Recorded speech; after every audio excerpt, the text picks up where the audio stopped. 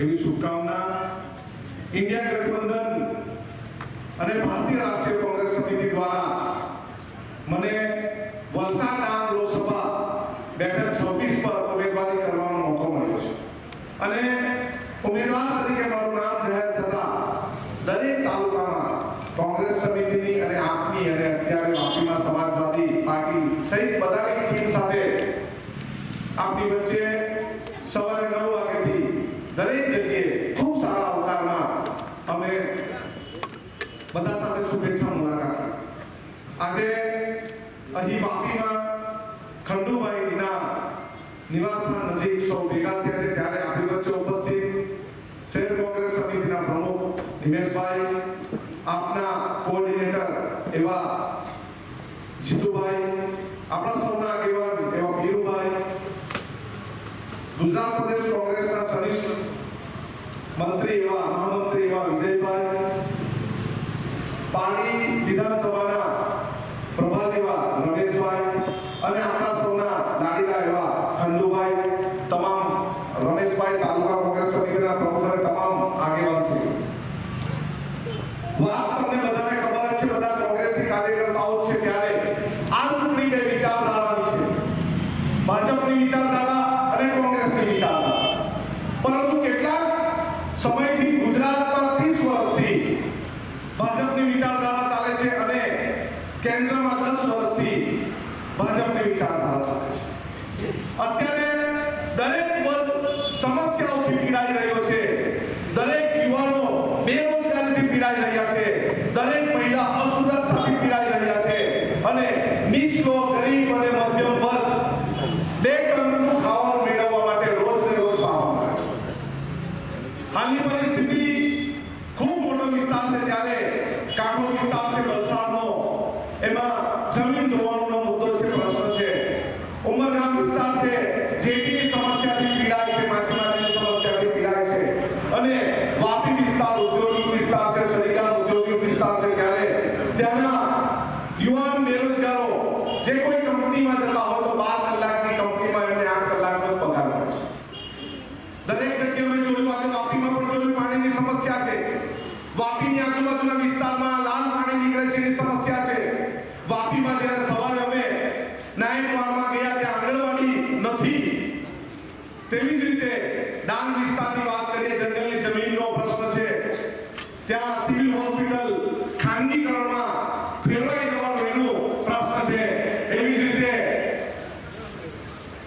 કપરાના master યોજના મીંડું છે, નળ સે જલ યોજના કાર્યરત નથી. ધરમપુરના જંગલ વિસ્તારમાં જંગલ જમીનનો પ્રશ્ન છે, પ્લાન્ટેશનનો પ્રશ્ન છે, ખેડૂતોનો પ્રશ્ન છે, ખેડૂતોને એનો પૂરતો એના અનાજનો ભાવ મળતો નથી.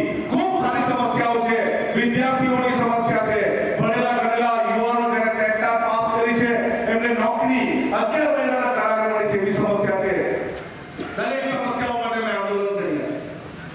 અત્યારે થોડા સમય પહેલા એક કાળો કાયદો હિટ એન્ડ રનનો આવ્યો હતો. કોઈ ડ્રાઈવરથી ભૂલમાં અકસ્માત થઈ જાય અને કોઈ મરી જાય તો 10 વર્ષની સજા અને 10 લાખ. તમે કહો કયો ડ્રાઈવર એવો હશે કે ભાઈ 10 લાખ રૂપિયા, એની પાસે 10 લાખ રૂપિયા તો ડ્રાઇવિંગ જ નહીં કરે. પરંતુ છતાં પણ સત્તાના મતમાં આવીને ભાજપ હંમેશા ગરીબો, નીચો વર્ગ, મધ્યમ વર્ગ અને એસટી એસસી ઓબીસી સમાજ, માઇનોરિટી સમાજ કઈ રીતે સિકંજામાં આવે ને કઈ રીતે હેરાન પરેશાન કરે એ કામગીરી કરી રહી છે. અત્યારે ભાજપના એક સાંસદ એવી વાત કરી કે 400 ને પાર અમે જશું અને સંવિધાન બદલી નાખીશું. સંવિધાન બદલવાનું એટલે લોકતંત્રને બદલવાનું અને ફરી પાછા ગુલામી તરફ લઈ જવાનું કામ આ ભાજપની સરકાર કરવાની છે. સંવિધાન બદલવાનું એટલે મારે અહીં આવીને તમારી સમક્ષ કોઈ વાત મૂકવાની એ વાણી પર પણ એમનો તંત્ર પર એના પર કમાન વાણી સ્વતંત્રનો અધિકાર સીમાઈ જાય.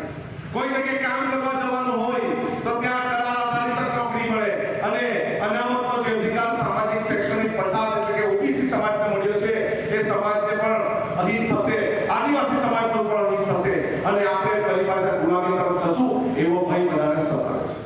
આજે 12 નીકળો એટલે એક બાઇક પર તમે હેલ્મેટ વગર જતા તો 2000 રૂપિયા, પીયુસી વગર જતા હોય તો તમારી પાસે દંડ ફટકારે, લાયસન્સ નહીં હોય તો તમારી પાસે દંડ ફટકારે. પરંતુ દારૂની કોઈ ગાડી જતી હોય તો એને સલામ મારીને જવા દે એવું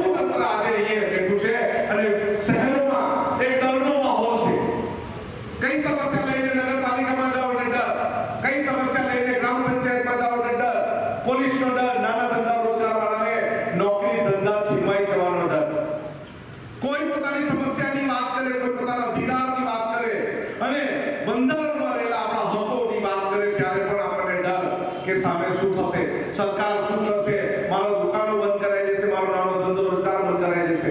પરંતુ હવે ડરવાની જરૂર નથી. જેવી રીતે ખંડુભાઈ કીધું તેમ અમે ખૂબ આંદોલનો કર્યા છે અને આંદોલનો જીત્યા પણ છે. પોલીસ સાથે પણ ખૂબ ઘર્ષણ કર્યું છે. પરંતુ હવે ડરને છોડવું પડશે અને લડવું પડશે. લડશું તો જીત થશે. રાહુલ ગાંધી પણ કહે છે ડરો મત લડો, સહો મત લડો. તેવી જ રીતે આપણે પણ કહીએ છીએ કે આપણે લડવા માટે છે અને લોકસભામાં તમે મને જીતીને મોકલાવો તો અમે દિલ્હીમાં લડશું અને દિલ્હીમાં આપણા જે પ્રાણ પ્રશ્ન હશે લોકસભામાં અમે લોકસભામાં આપણા પ્રાણ પ્રશ્નોની વાતો કરશું અને જે પણ પ્રશ્ન હશે તે નિવારવાની કોશિશ કરીશું. તમે